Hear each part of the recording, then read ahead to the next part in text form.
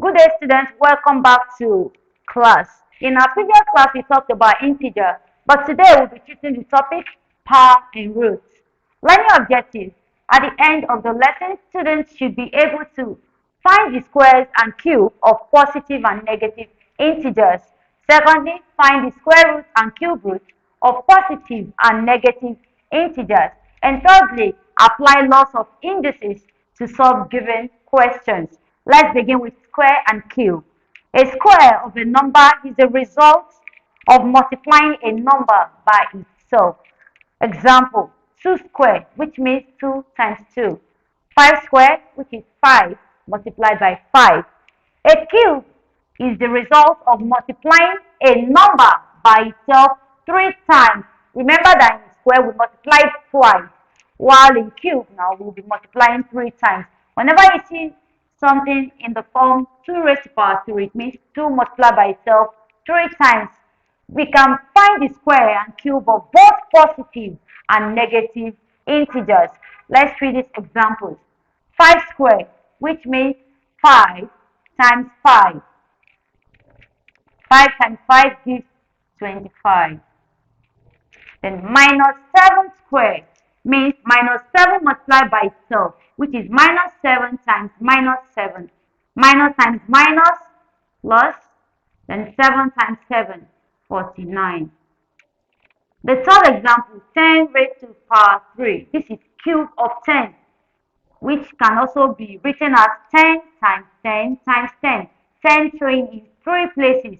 10 times 10 is 100 times 10, 1000. Then minus 6 cube. Minus 6 multiplied by itself 3 times. Minus 6 times minus 6 times minus 6. You can apply what we learned in our previous class of integers. The rule of sign. Minus times minus plus times minus. That is minus. Then 6 times 6, 36. Times 6, 216. Now we move to square root and cube roots.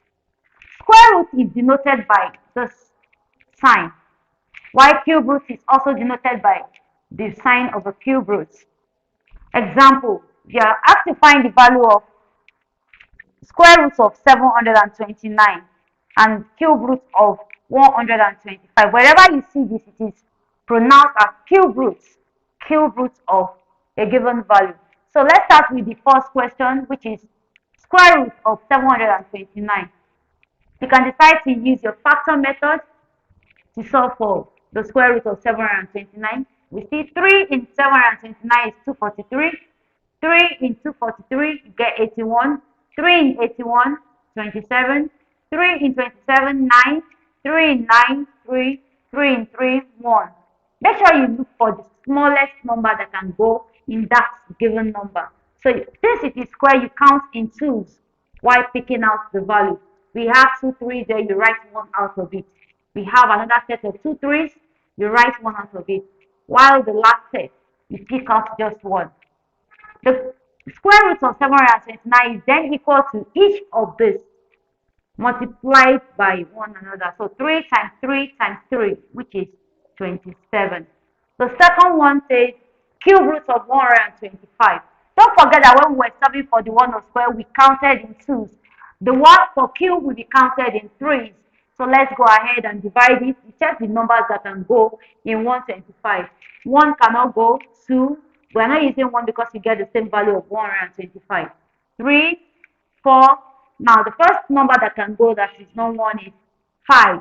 5 in 125, you have 25. 5 in 25, 5. Why 5 in 5? 1. So when you count in threes, 1, 2, 3, you bring out just one of the value, which is 5. Therefore, the cube root of 125 equals to 5. Another example. If x cubed minus 125 equals to 0, find the value of x. X cubed minus 125 equals to 0. For us to eliminate the negative 125 that is there, add 25 to both sides, that is the opposite. X cubed minus 125 plus 125 equal to 0 plus 125. So I've added 125 to this side this is it, and the other side, which is a. Your minus 125 plus 125 can cancel out, while you have your x cubed left. X cubed equals to 0 plus 125 is also 125. So find the cube root of both sides. You try to take the cube root of these two sides. This is cube root of x cubed equals to cube root of 125. Your cube cancels your cube root, and we have the x left. X equals to cube root of 125. Therefore, your x equals to 5. We can't talk about powers and roots without going to indices. An index is a number that tells us how many times a term has been multiplied by itself. So the plural of index is indices. That is where these indices came from. 3 raised to power 5. Consider this 3 raised to power 5. The 3 is the base, while that 5 written on top of it is regarded as the index. Laws of indices. Laws of indices provide us with rules for simplifying calculations involving powers of same base. That is, when you have 2 or 3 numbers that have the same base, then you can apply the laws of indices to solve such questions. Let's go to the rules that guide us. The first rule says that x raised to power a times x raised to power b equals to x raised to power a plus b. This first rule is multiplication. When you have the multiplication sign in between two equal bases, the powers will be added together. So let's consider the example. 6 squared times 6 cubed. That's the same as picking the base 6, then add the power 2 plus 3. That's 6 raised to power 2 plus 3, 5. So your answer is 6 the power of 5. The second example, x raised to power a divided by x raised to power b equals to x raised to power a minus b. You will notice the difference between this first example and this, the sign, multiplication, division. When you have division in between two equal bases, you subtract the power, which is also known as the index. So we can write our x raised to power a minus b, a minus b. Let's consider the example, 3 raised to power 5 divided by 3 raised to power 2. Do they have the same base? Yes. If yes, pick a base. Then write the power 5. When the division sign, don't forget we are subtracting the power. 5 minus 2. That's 3 raised to power 5 minus 2 gives 3. So 3 raised to the power of 3. Then the third example, x raised to power a, all in brackets and to the power of b. Your power can multiply. So that is why we are having this value, x raised to power a times b. This bracket here stands like a multiplication sign, a times b, a times b.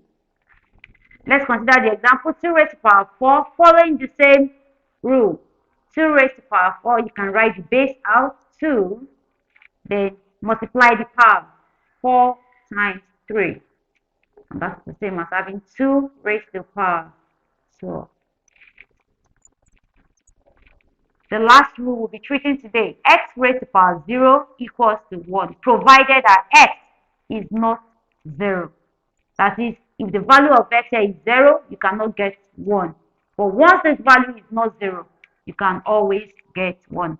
An example is 100 raised to power 0. And 100 raised to power 0 gives 1. If you have any other value raised to the power of 0, you will also have 1.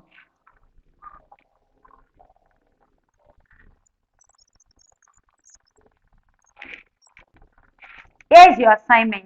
Solve the following. Find the square root of 169, the cube root of 512, then the value of 4 raised to power 5 times 4 raised to power 3 divided by 4 raised to power 0. We have come to the end of today's lesson. See you in the next class.